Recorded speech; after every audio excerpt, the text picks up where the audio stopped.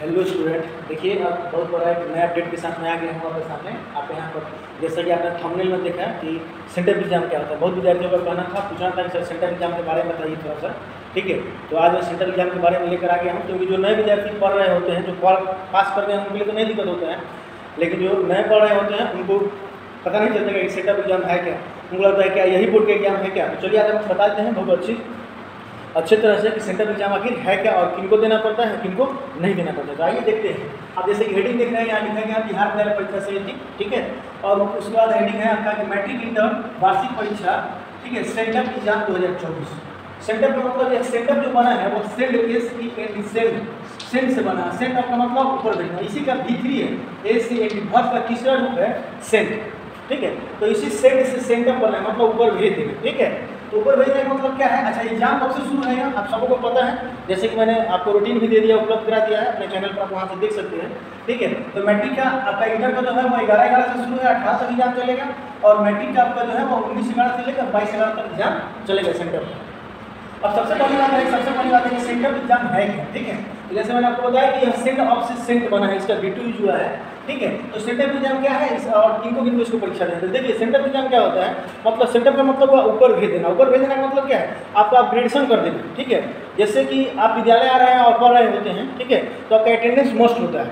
Attendance मतलब कि आपको आना है किसी भी काम के लिए, ठीक है। लेकिन जब यह एग्जाम आपका हो जाएगा, आपको दे देना होगा, ठीक है, दे देंगे आप, तो क्या हो जाएगा, अब आपका स्कूल आना मस्ट नहीं रहेगा, ठीक है।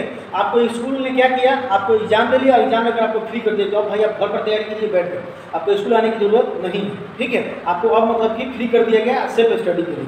और इस स्कूल का जो आपका मतलब कि आपका जो तिथि था, अवधि था, वो यहीं तक था, ठीक है। तो ये सेंटर एग्जाम है, ऐसा नहीं कि फाइनल एग्जाम है। उनको सेंटर दे दिया गया, वो घर पर तैयारी करेंगे, फाइनल एग्जाम में फिर एडमिट कार्ड आएगा और एडमिट कार्ड लेकर फाइनल एग्जाम देंगे, ठीक। तो लोग जो सेंटर एग्जाम दे देंगे विद्यार्थी जिनका 25 में एग्जाम है, चाहे वो मैट्रिक है हो या इंटर के 25 में 2025 में जिनका एग्जाम है फरवरी में, उनके लिए ये है। जो अभी पढ़ रहे हैं 10th में, ठीक है, या हाँ अभी जो पढ़ रहे हैं उनके लिए तो है ही, और जो 12th में है उनके लिए, ठीक है, तो अपना एग्जाम देंगे। तो यही आपका है। अब आपको क्या होता है, जब सेंटर एग्जाम आप दे देंगे तो आप स्कूल से फ्री हो गए, आपको अटेंडेंस मस्ट नहीं है, आप बस अपने आवश्यक काम के लिए आप विद्यालय जाएंगे, स्कूल जाएंगे, ठीक है। जैसे एडमिट कार्ड लाना हो, प्रैक्टिकल का एग्जाम कब है आपको, ठीक है, और भी किसी तरह का एग्जाम के आपको जिस तरह की जानकारी चाहिए तो आप उसके लिए स्कूल जा सकते हैं, लेकिन अटेंडेंस की जो बाध्यता होती है वो खत्म हो जाती है, ठीक है।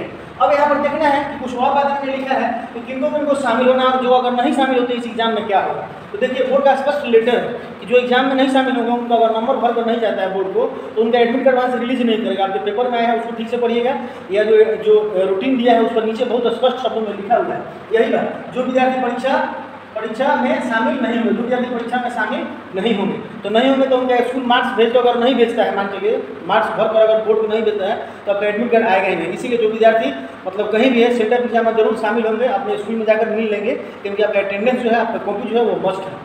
जो शामिल नहीं होंगे उनका स्कूल रिजल्ट बनाकर नहीं भेजेगा, और नहीं भेजेगा तो आपका जो है एडमिट कार्ड नहीं आएगा, आप वार्षिक परीक्षा में शामिल नहीं हो पाएंगे, ठीक है। दूसरी बात देखिए, कह रहा है तो किनको इसमें नहीं जाना है, कौन विद्यार्थी को परीक्षा नहीं देना है। देखिए लिखा गया यहाँ पर पूर्ववर्ती, ठीक है। पूर्ववर्ती का मतलब जो पहले एग्जाम दे दिए हैं, सुधार के लिए देना चाहते हैं, चाहे कुछ अच्छे रिजल्ट भी देना चाहते हैं, अपार्टमेंटल में सुधार के लिए, एकल विषय या किसी एक विषय अंग्रेजी के लिए जो विद्यार्थी दे रहे हैं, ठीक है, समुन्नत कोटि के, मतलब ऐसे विद्यार्थी जो पहले एग्जाम दे चुके हैं और फिर से चाहे सुधार के लिए, इंप्रूवमेंट के लिए, अच्छे रिजल्ट के अच्छे मार्क्स के लिए, चाहे किसी सब्जेक्ट में अगर फेल कर गए हो, किसी एक विषय का एग्जाम देना चाह रहे हैं, तो उनका सेंटर एग्जाम नहीं होगा। उनको विद्यालय में सेंटर एग्जाम देने के लिए उनको नहीं जाना है, ठीक है, क्योंकि ऑलरेडी आप सुधार के लिए एग्जाम दे रहे हैं, ऑलरेडी आप एग्जाम जो है वो दे चुके हैं, आपका सेंटर एग्जाम पिछले साल हो चुका है, ठीक है।